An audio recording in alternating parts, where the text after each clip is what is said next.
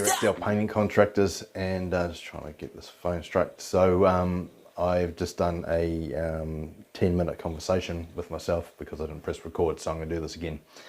I said that I was going to do this, and so no time is better than the present. So I wanted to discuss briefly. This video is pointed at consumers and my fellow painting friends. I've been in the paint industry since 1987. I've worked throughout New Zealand, I've worked in Australia, I've worked in the desert, I've worked in the snow, I've worked in commercial buildings, residential, automotive, industrial, 2-pack and marine. I had a tenure as a key account manager for a painting company. I've been a supervisor on construction sites and residential company working for firms, all to do with the paint industry. And I've spent many years on the end of a paintbrush. The thing that's concerning me is the erosion of the painting industry. So it's always had its rat bags in it. There's always been those in there that shouldn't be allowed near a paintbrush. But for the most part, most painters did a good job. When I started my time as an apprentice, you know, when you sat at a job site, when you looked around, everybody was qualified. The bricklayer had a brickie's labourer, but they spent years working for that brickie. Every builder, every plumber, every electrician, every painter had an apprentice. Now they didn't all do apprenticeships paper-wise, but they spent their time, they worked through that craft. They worked with all the other trades on site and they learnt about everyone's trade, and we all worked well together. You know, myself, I worked with my father and my two uncles, his brothers, for well over 7 years. My cousin worked with, my two cousins worked with me as well, actually. And we worked to an exceptional standard. That is what was put onto us. Because of the age of my father and his two brothers, you know, there was 150 years of experience there, and they learnt the old way and they passed that on to us. It doesn't exist anymore. There is very few, and I know there's a few out there, but there's not many that can put their hand up that know more than I do about painting. And the reason is that because it was taught to me. Today, guys go and work for somebody, and in 6 months' time, after doing a bit of masking and sanding and a bit of undercoating, maybe painted the odd door, decide to go and buy a van, buy some paintbrushes and an airless, and off they trot. And they call themselves a painter. That's not a painter. That's a brush hand at best. At best. A lot of guys out there are just brush hands. Now, for the consumers, I'm talking directly to the consumer at the moment. Do you understand? Do you realise that there is no regulation in New Zealand for painting contractors? That means that anybody can paint your house. Now you might say, well, I've painted the house, I've painted a bedroom, you know, I did a doll's house, I did my daughter's room, we did some wallpapering. I've changed spark plugs, that doesn't make me a mechanic. I've put a new door handle on, that doesn't make me a builder. I've built garages, that doesn't make me a builder. I've tiled a bathroom, well, a toilet area, that doesn't make me a professional tiler. I've poured concrete for a footpath. That doesn't make me a concreter.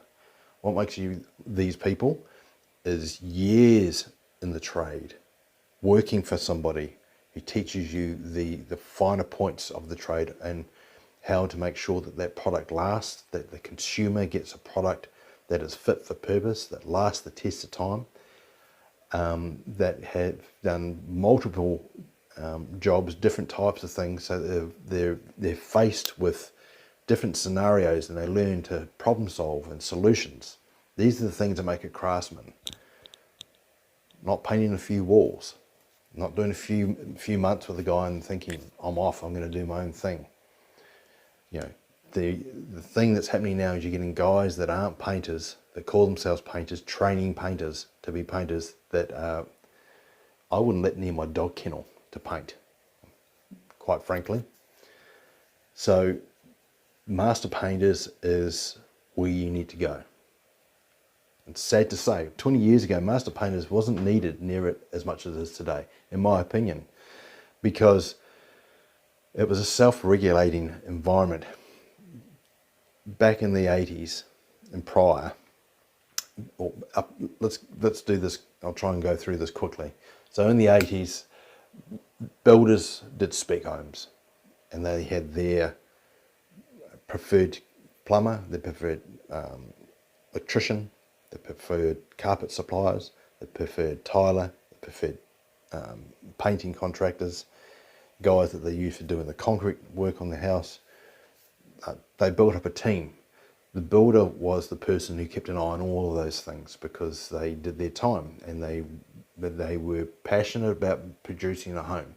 Then we had group housing came in the 90s, and it changed everything. It dumbed down the whole place. The whole industry got dumbed down because now everyone wanted it done quickly. So now you've got a situation where you've got guys that are, they're putting paint on. They don't even care. It's just money to them. They've got no passion, no pride. Builders, for the most part, don't look over the job anymore. You've got a supervisor. If you're lucky, he's a retired builder, they knew what he was doing. But for the most part, they're not. They don't know what they're looking at. And you're the consumer are getting the worst of what's out there. Associations like the Master Painters Association makes that field level out, meaning that if you go for them, every painter that has registered to be a master painter pays a fee to be part of that. But you also have to prove through 3 different houses, 3 different projects, that you know what you're doing. Now, to me, that's minimum, but at least they have to show what they're doing, how they're doing it, because Master Painters is going to guarantee their work in the future. I can go into your job site, you can get a warranty through Master Painters, and that protects you from faulty workmanship. Outside of that, you've got absolutely no recourse other than blind faith. So you find a painter, and look, there are a lot of painters out there that aren't master painters that are great painters. Now I'm going to step in and start talking to the painters out there. If you're a good painter, if you're a craftsman, you don't just pick up a paintbrush and throw a bit of paint around. You have some pride. You know, you are constantly trying to improve on who you are and looking at new innovations, as well as looking in the past and talking to those who've been around for a long time to help build a roundness to who you are as a painter. Then I'd like you to call me. My phone number's there, my email's there. We need to get together. We need to bind together and start turning this bloody ship around. This quality, lack of quality in this town, in this country, is mind-boggling.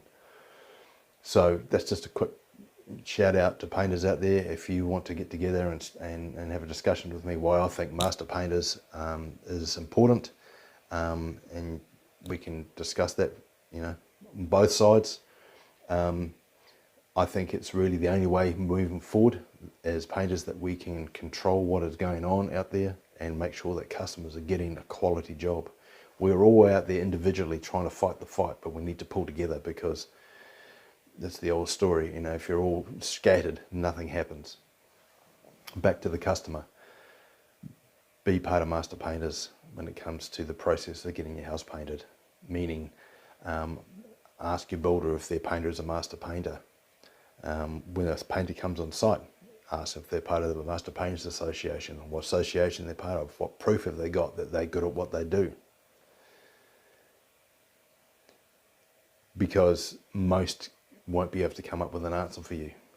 Having 2 or 3 people said they've done a great job, I can do that. Anybody, any painter can do that. We can find 2 or 3 that we've done a good job for. But it's the long-term stuff. So what you'll guarantee is outside of the painter. You know, I might do a good job, but I'm only as good as the last job I did. So if I did a crappy job tomorrow, and you're the person who gets that, and I disappear, you've got no recourse. If you get a master painter and you get the warranty from the Master Painters, that job is guaranteed no matter what. So because the New Zealand government doesn't see it fit to register painters to licensed painters to make sure that there is a minimum requirement for you to be a painter. There are people running around out there with paintbrushes, as I said, that I wouldn't let near a dog kennel. So I'm on email, go to my website, give me a call on the phone. If you've just got a question about painting, I'm here all the time to answer questions about anything to do with painting. Get yourself a master painter. I'm not advertising for the master painters, but I just think that, well, I know that it is how we need to move forward in New Zealand until the government steps up to the plate and starts making it mandatory for all painters to be part of an association registered to prove that they can actually put paint on the wall, that paint's going to last. Because they're all, I mean, you might get a cheap job, but most of it, they're still making good money, but they're cutting corners. I know my prices. I know other painters out there that are similar to myself. Some of you that follow me know what I'm talking about. Well, we are all very similar price. Now, we might have something that comes in $3,000 or $4,000 cheaper than us.